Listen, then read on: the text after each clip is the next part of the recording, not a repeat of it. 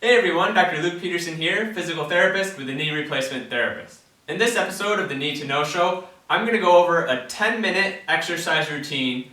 All the exercises you're going to do standing up, and it's just a great kind of full exercise routine for all the major muscle groups of your legs. It doesn't require any equipment, and you can perform it either before or after knee replacement surgery. Before I jump into that, be sure to hit the subscribe button and turn on the notifications so you can catch all of our videos related to knee replacement surgery, exercises, rehab and recovery, and frequently asked questions. For this routine, I would recommend having a sturdy, firm surface to hold on to, something preferably firmer and more sturdy than this chair. I'm just using the chair for this as a way to have a good, clear view of me doing the exercises. But holding on to the kitchen counter, a sturdy tabletop, something of that nature would be a lot better. I actually like using a kitchen sink because then you can hold and kind of grip onto the edge of the sink, and that will allow you to do some of these exercises a little bit easier. So let's go ahead and get into the routine. So for each of these exercises, I recommend doing about 10 to 15 repetitions on each leg.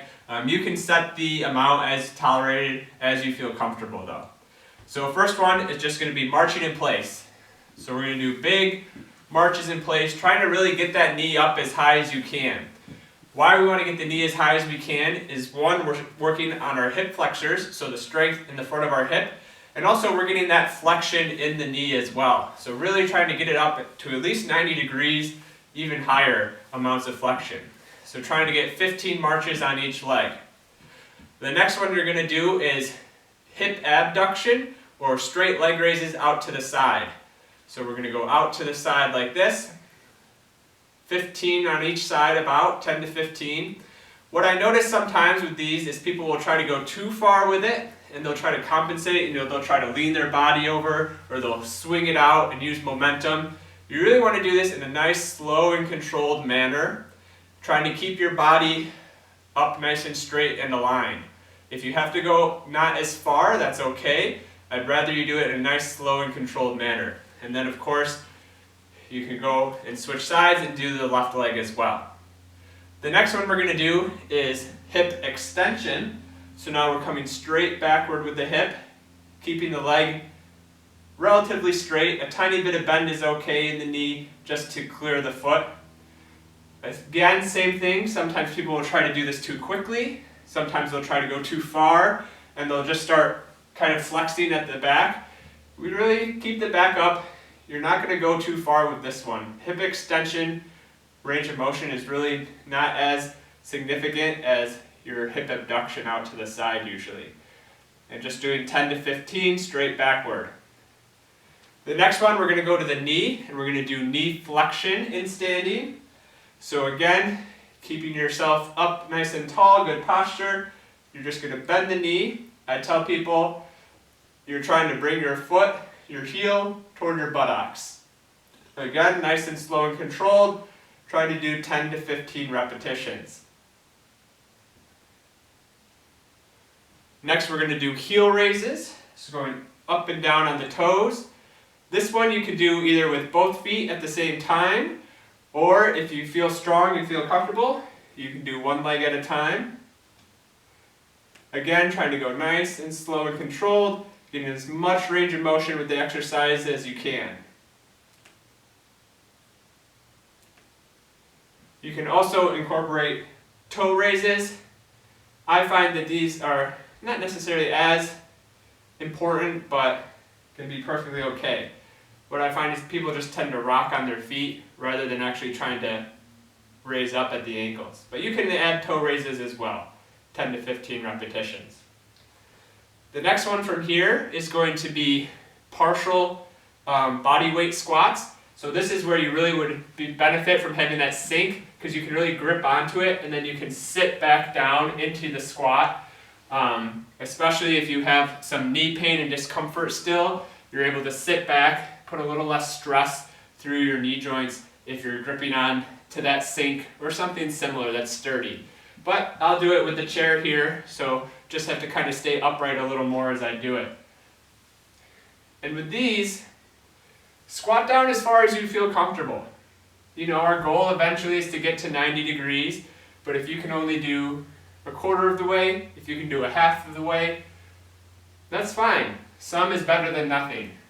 Again, trying to get 10 to 15 repetitions, going at a controlled pace, trying to keep good alignment, trying to keep the back up nice and tall and straight as you go up and down. The next one is going to be a lunge, or more correctly, probably a partial lunge.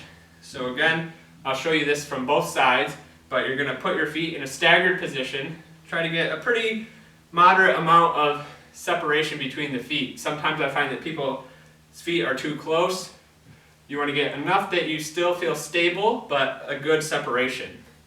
Now with this one, we're going to stand in place, and you're going to keep your back relatively straight. Sometimes people will slouch down like this, and you're just going to try to bring that back knee down toward the floor.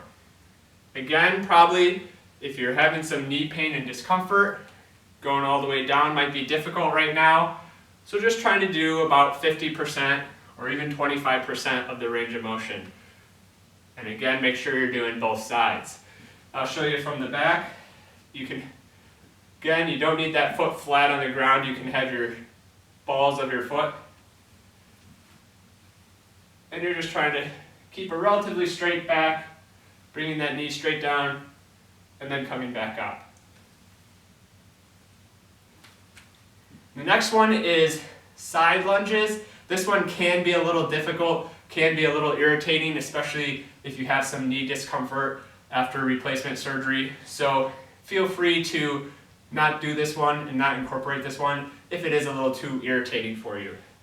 But this one, you're standing with a normal base of support. You're going to step out to the side, bend down, and then come back up.